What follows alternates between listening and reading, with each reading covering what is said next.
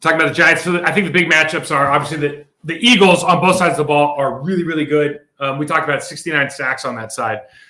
The Giants defensively don't have much of a chance, I think, against the Eagles unless they just attack the line of scrimmage. Talk about shooting gaps, just being first to the ball, trying to play on their side of the line of scrimmage, getting guys because they do a lot of stuff with pulling Kelsey, getting Jalen Hurts on those quarterback keeps and the RPOs. But if you play on their side of the line of scrimmage, if you account for, like in this play right here, if he misses that first read and you just account for Jalen Hurts' running ability by bringing extra guys, like it's kind of feast or famine, right? It could work. Yep. Or if he's on, it could go really, really poorly. But, you know, in these clips against Mailata here, like if you play on their side of the line of scrimmage, you make the running back cut before he's ready, you're going to have a chance to at least hopefully make them one-dimensional. Yeah, I can see that.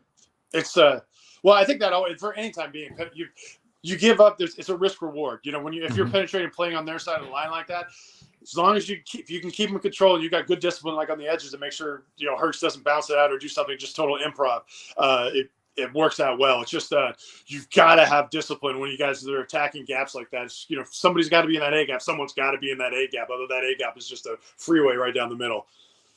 Well, they got this guy. You know, the Giants have this Dexter Lawrence, 97. This guy, I don't know what he weighs, man. He's an absolute tank, and he's just like he kind of, not that he came out of nowhere, but like. He was so good this year. He was undeniable. He's a first-team All-Pro, and he just last week against Minnesota. I know they have some banged-up guys, and Garrett Bradbury came back starting center for them, but they had some banged-up guys in there, some young players. But he beat the brakes off these guys. He's averaging. He doesn't have. I think he has 8.5 sacks, but he has a ton of pressures every single week. 8.5 sacks is an interior guy. It's like off the charts. Yeah. You're right. Especially when we played. But now when one team has 69 sacks, like I don't know what's real anymore. You know what I mean? Yeah, that's true. But I'll read when we get to Philly, I'll read you their sack totals. You won't believe it. But you see this like Jalen Smith, the guy from Dallas.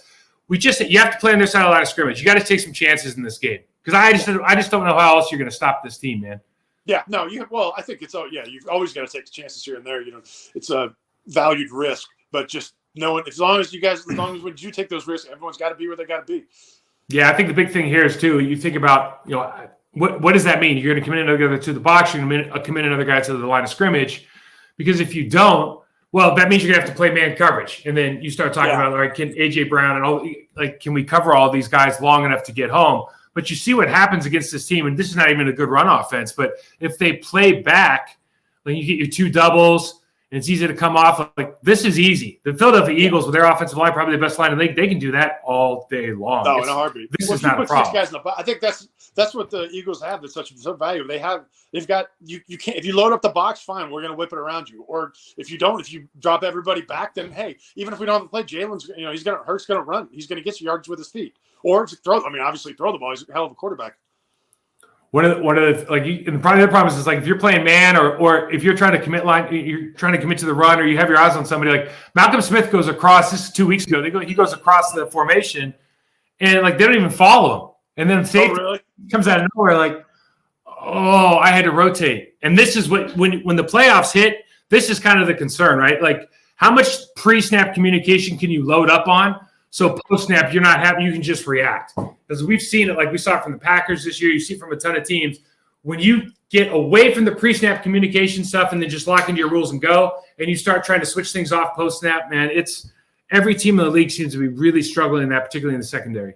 Yeah, that's if you can get a team in man coverage, you know, the majority, you know, 4 or 5 deep, multiple guys in man coverage, the odds of keeping an enough quality NFL receiver covered is pretty much getting close to zero. It's just it's impossible to do in space to cover a good receiver man to man, especially for the course of a game. So if you got multiple one-on-ones on each side, and something's gonna be there. There's no question to it. That's just, you know, getting guys to move around, making defenses play, man, is more challenging than sit in the zone. It's like no, but it's common sense, right? Like last week, Xavier Howard, the Dolphins playing against the Bills, and Xavier Howard gets beat deep. Xavier Howard's one of the best cover corners in the league. He gets beat by Stephon Diggs, and it's like, well, what did you think was going to happen what Josh Allen had 5 seconds to throw the ball. Like, nobody can cover a good player for 5 seconds. That's just not how it works, you know. No, especially quality. One of those fast switch muscle guys like Diggs. I mean, they could run at 90%. You think that's full speed forever? Then all of a sudden they've got that extra gear that just comes out of nowhere that makes everybody look silly. So Hawkinson against the Giants last week. Hawkinson's a tight end for the Minnesota. Came over from Detroit. I think he had like 130 yards on 129 yards on 12 catches, and he was their leading receiver. And this is kind of what happened when the Packers played against the Vikings last time, and they tried to take away Justin Jefferson. So the Giants come up with the same idea. Now you look at it: Malcolm Smith, AJ Brown. Goddard's a great tight end. Like, they have weapons. If you try to take away that one person, it's like, are you willing to give up the tight end, for example? Are we willing to just give up 130 yards for Goddard if we're the Giants? Right.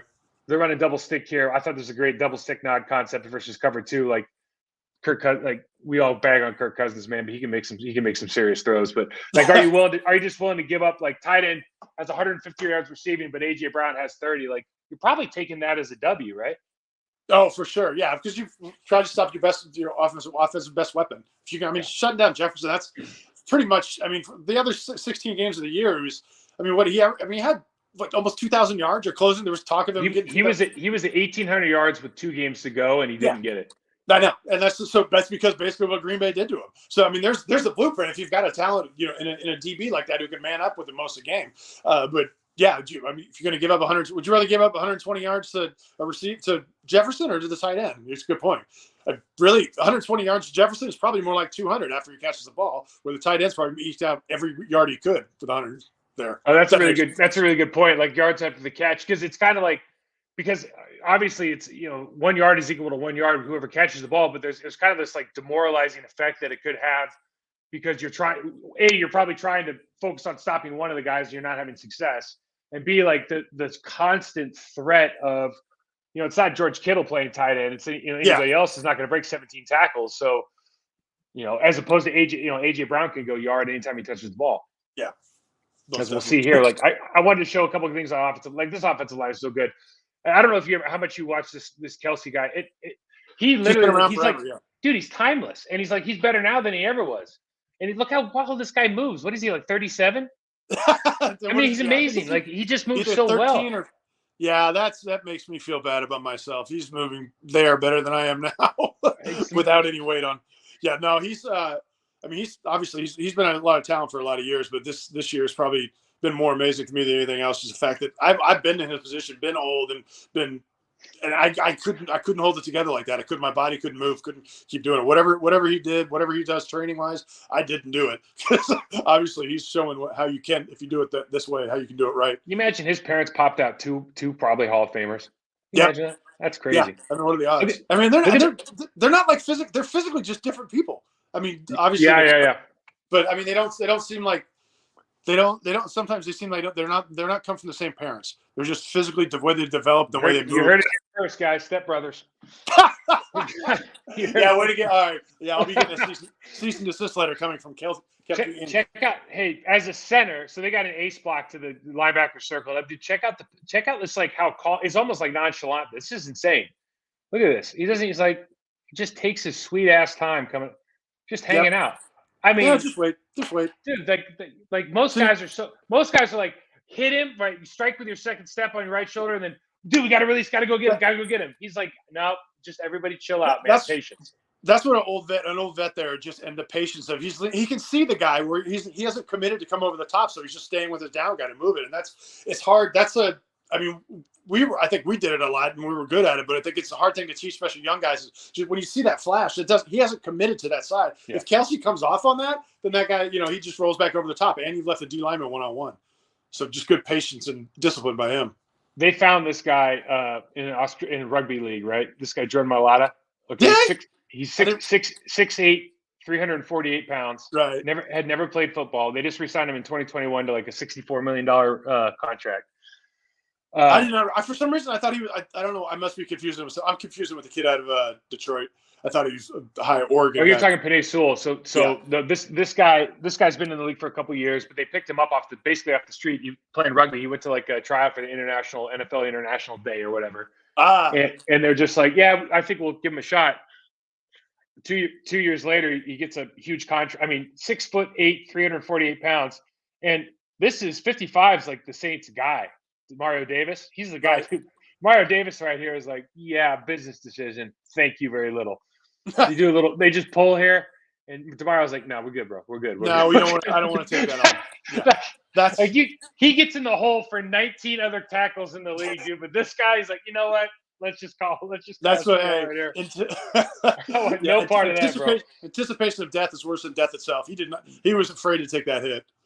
Lane Johnson is the right tackle. Yep. He's been around forever. He might be. He's always injured, but when he's healthy, he might be the best tackle in the game. He's one of the top 2 or 3 tackles in the game. And this guy is so good, man. And I was watching this, and like it doesn't seem like a big deal block, but you know how difficult it is playing center. You got a guy head up now. He's in a 2-point stance. This guy's in like a 4-point, 4 technique, and they're going to just basically run the counter play using him as a single block down instead of like a deuce block double team tray. They're just like, nah, we're just going to block you down.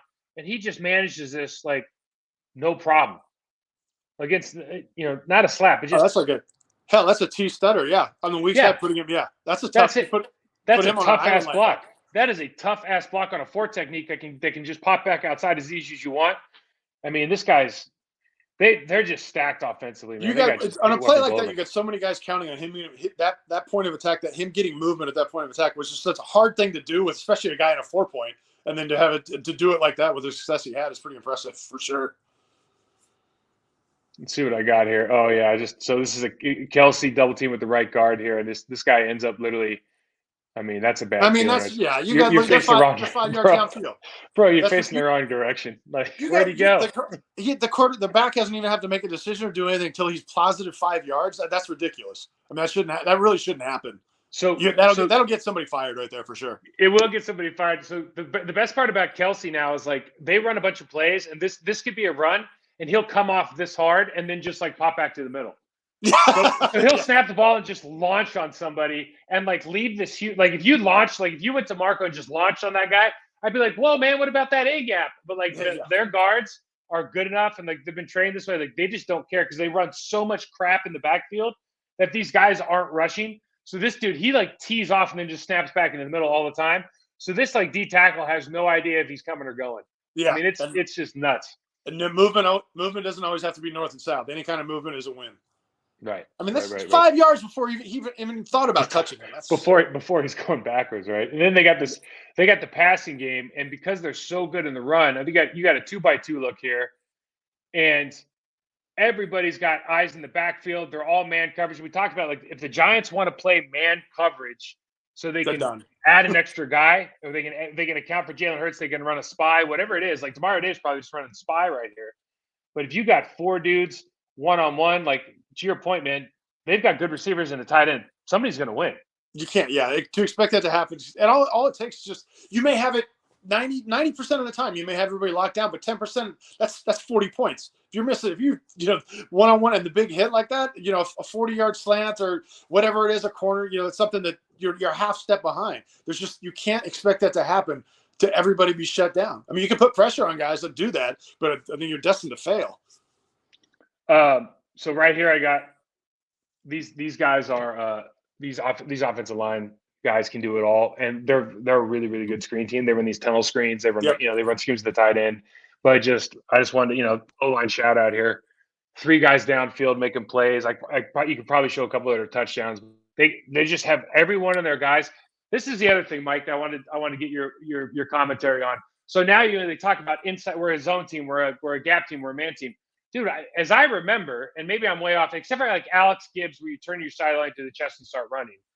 If you were a good team, you could just do everything. Like they were never like, we're gonna run. If you ran outside, we'd run outside zone. You'd run your gap plays. You'd run your powers, your counters. You'd run your toss cracks. Like you got to be able to do it all. And I don't know. I guess it was because of Gibbs they started talking about, we're going to be a zone team. We're going to do this, but nowadays, again, like the good lines in the National Football League are being coached to do it all. Whether you're talking about Cleveland, Detroit, Philly, San Fran, like these guys can do literally anything you ask for whenever you ask for it. Yeah, that's general. I mean, that's how you draft guys. You draft guys to be able to adjust in any scheme, but they're, if you only have one single focus, if you're only a gap team, if you're only a zone team, it's easier to lock you down. But if you do a little bit of everything well, instead of doing one thing great, you do a lot of things really well. I mean, just the law of numbers is you're going to have more success. We got that RPO look. This is old school. I mean, nowadays it's like this is Kaepernick RPO, a true RPO, where you're going to read that backside linebacker on the read. If he goes with the running back, you're just going to run. You're running this quick slant to. I think this is AJ Brown. I mean, it's like taking candy from a baby, and they can literally run this kind of stuff all the time because they're so competent up front. They have such a deadly running game, and it's like you try to commit to with these. The Giants try to commit with a single safety, man look, bring an extra guy down the box, spy, bring a guy off the edge on a man blitz or a drop zone to the other side just to account for Hurts on these kind of run looks. And dude, right away they're just like, no problem. We'll run a slant or a bang 8, and it's like, what do you? I just don't know how to stop them. They haven't been able to figure out an answer yet. Anytime you get a quarterback who can run, it always causes problems. I mean, obviously back to the days of Michael Vick and Lamar Jackson and Hurts and everything. These it's just a new generation of quarterbacks that are just better athletes. They can do more things, and you want your best athlete to have the ball in his hands as much as you can. When you get a guy like that, I mean, Hurts or Lamar Jackson or anybody, even Steve Young, anybody who's a running quarterback, it's a dilemma that I don't know that there's ever an answer for. It's just how do you contain it more so you can't control it? How do you contain it and then mitigate your losses? Because if you got 5 guys that they do lock down 5 receivers, then all of a sudden somebody decides to tuck it and run. It's 40 yards, that's demoralizing for a defense. Everybody did what they're supposed to do, but you couldn't tackle your quarterback who just took off. Do you think? I still think Mike Vick's the best two-way quarterback athlete I've ever seen.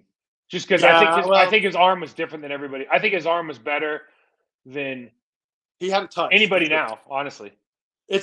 Well, I mean, both he had his longevity of, obviously he has some stuff that interrupted his career, but I think he was on the path. But I don't know that he's maybe. Yeah, you're probably right, but it's just a matter of how long can Hurts last doing this? How many hits can he take? Same thing with Lamar Jackson with his knee now. Whatever. Lamar Jackson's probably the best. Like, we forget about Randall Cunningham. Like, he was amazing. Oh yeah, that was. And Steve Young. But like Lamar Jackson is the best, like most electric, probably player in the game right now when he's healthy. His running ability is amazing. But I remember, dude, and I know you do. It was 2003 or 2004. It was 2003, first game of the season. It's like the Mike Vick coming out party. We ended up winning the game on like the last play of the game, but that dude rolled to his right, flipped his hips, and threw a 50-yard dart across the field to the left sideline. And everybody on the side, because we had Brett, and Brett could sling it, and we were like, I had never seen a throw like that. Never seen that kind of athleticism. Like that. You're right. I mean, obviously his highlight film and reels first. How long as his career was, and how much time it was broken away. It was impressive everything he did. That he definitely had the arm strength. Just I don't want to Hurts and these guys yet. They're still in the very beginning phase of their career. If they can last with that, with that ability to run, if they can play 10, 12 years in this league, I think they'll be the greatest to ever play. It's just a matter of getting there with the risk of taking the beating that these guys do. I mean, at 220 pounds and 350-pound guys hitting you day in, day out, it adds up. They're doing a good job right now too, especially like Lamar. You talk about they actually brought in my old coach to start instituting or installing some of the option concepts. Obviously, Hurts' offense is completely designed around him. Yeah. But this is the thing he can do. He throws this to the Alabama receiver Malcolm Smith, where they got a guy wide open in the middle, but he's just going to take that one-on-one look and he can drop it in the bucket. And he's just the Giants have to be aware they have playmakers across the entire field that can just do this damage. And the last thing I want to go ahead. I was just going to say the last thing I just want to show this Eagles defense, man, because I talked about it. 69 sacks. I'm going to rattle this off for you. Hassan Reddick, who they brought in from Carolina, has 16 sacks. Josh Sweat, has 11. Brandon Graham, who's in his 20th year, has 11 sacks, career high. Fletcher Cox, who's in his 20th year, has 7. Jamal Hargraves, number 97, who for me was their best player. I think he got hurt in the middle of the season though. Had only 11 sacks, meaning that I think he could have had 16 as well. I mean, 69. I put, a curse word next to this because like 69 sacks, like what the I don't know hell? I don't know how offensive coordinators in that conference still have their job. I mean, you can't. There's no that's like an unparalleled number without, especially when you're not talking about a blitzing and stunning team. You're talking about just your 4 down. That's unheard of. Like I'd be worried about my job if I was anybody else in the NFC East. It's crazy. They only give up 300 yards a game. They're best in the league giving up yards per game. They're right near the San Francisco 1-2. But they give up 20 points a game, which is good for 8th in the league. I mean, it's good, but you go, okay, 69 sacks, you're number 1 in yards allowed. But they've always kind of given up a lot in the run game because they'll put 6. They're so good up front, right? That they'll play 2 shell, put 6 in the box. Everyone's like, oh, we just run on and down the field, and then people end up stopping them because their offense has been so dominant that it's like you're never going to be able to keep up with us. You're going to try. We'll let you burn the clock and get 60 yards off, and we give you 2 shits. Go ahead, score your 20 points to be happy about it. We're going to score 40. Number 1 in the passing game. They only give up 180 yards passing. I mean, this team. The Giants offense too. They're getting 22 points a game. They're number 4 in rushing. Obviously, with Saquon Barkley, 148 yards a game on the ground. They got a high. I mean, Daniel Jones is having a year. He had a great week last week. 67% completion team in general. They're last in throwing picks. I think Daniel Jones only has 5 picks on the entire season. When they say just a couple weeks ago, they're saying he was a bust. I love that. Oh yeah, it's insane. It's insane. Well, it's a new coach, right? It's Dable's another guy who could be up for coach of the year. Because you have all this. You've accumulated all this talent. Andrew Thomas. They get Thibodeau this year. Daniel Jones, Saquon Barkley, and all of a sudden it's like, oh, this is how we're supposed to use these players. Get someone, you get the chef who can get the right mixture and right balance of whatever it is, can make the same team be a lot better the next year, even if it is the same core. The question is, obviously they're going to try to run the ball probably 50% of the time, the Giants, as long as the game's close. And the question is, go back. Can you rewind that? Yeah. You see that 9 times out of 10 in this league, a guy backs doors like that. He doesn't have that burst to. He makes that inside step and then bursts out and tackles him in the backfield. The back should be able to outrun that, but that's just a hell of a play by whoever that is. That's not. Yeah. That's not Cox, right? No, this is 93. So there's kind of 2 things that are interesting here, right? Because you're absolutely right that's a phenomenal play. But then you also notice, and I'll show you on the next snap, like he's got that square stance where you can take that big step inside or out. And you look at it on this one, so you see 93 in his stance.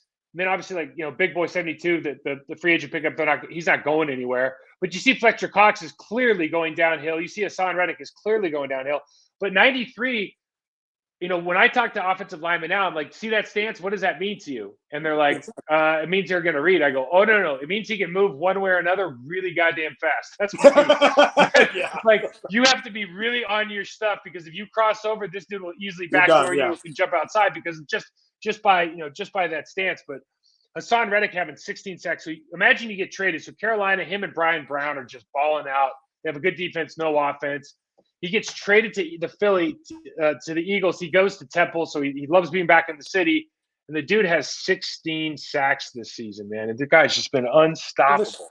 What's ridiculous? What's the subtle things about when you really start, as I stare at this and look more and more at the analytical side of it, is you've got where they line up. Do you say that's a 3-4, or do you think it's a 5-2, and that's or 4-3? It's just because those guys are sitting in that gap where he's on the shoulder, is on the inside shoulder, or is he head up? And you've got different. The guy who's making the determination, usually the center, is trying to determine something based on where a guy is lined up 8 feet outside of him. It throws in a different wrench in there. You have to sit there and think for a second, figure out what it is. Which is no doubt. And it's like the hardest thing. I don't know about you, but I always thought the hardest technique to block was a 4-eye because we're always kind of sitting there going. We're always kind of sitting there going, all right, now. Why is he in a 4-eye? Are we going to slip that? Are we going to deuce it? Like what? How do we? And then the team would always want to actually change the blocking scheme or change the plays that we were going to run because you had to account for, well, they don't want the guard just to block the 4 by himself, but then we don't know what to do with the tackle because the tight end needs help because now he's got a 9 tech. You start going it's just hard, man. And a lot of teams play that way. Paralysis by analysis. That's sometimes you just overthink. Sometimes you get. That's the thing. That's the beauty of it. If you get somebody else thinking, they're not playing. They're not reacting. It's slowing things down a little bit, making their reaction time and execution not as good as it were. But if you get that, just that little, move a guy in at 2 inches. Is that?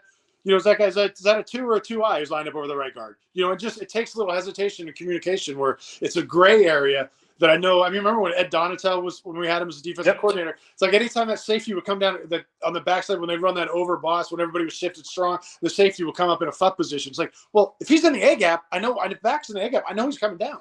It's predicting where it's coming. So this is, you know, disguising things, making everybody think a little longer.